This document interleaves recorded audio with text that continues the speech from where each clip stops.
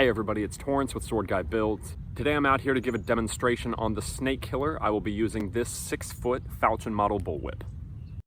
So this crack is different from a cattleman's crack in that as the whip cracks, it lays down on the ground just briefly, where the follow through on a cattleman's crack is down and backward. The follow through on a snake killer is up and forward.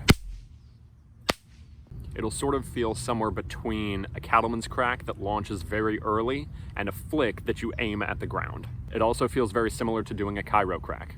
The ideal form that I look for when I'm doing snake killers is for the tip of the whip to be as far away from me on the ground as possible, and then I want to see a big arc form as I'm coming back up.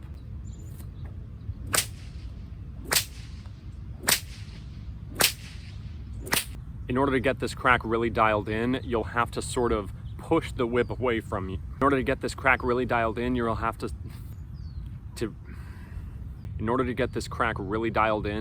sort of push the whip away from you as it cracks. Because this crack literally hits the ground, make sure that you don't practice this on concrete or asphalt or gravel. As much as you can, only on dry green grass. I hope this helps. Please let me know if you have any questions. Stay safe and I will talk to you very soon. Bye.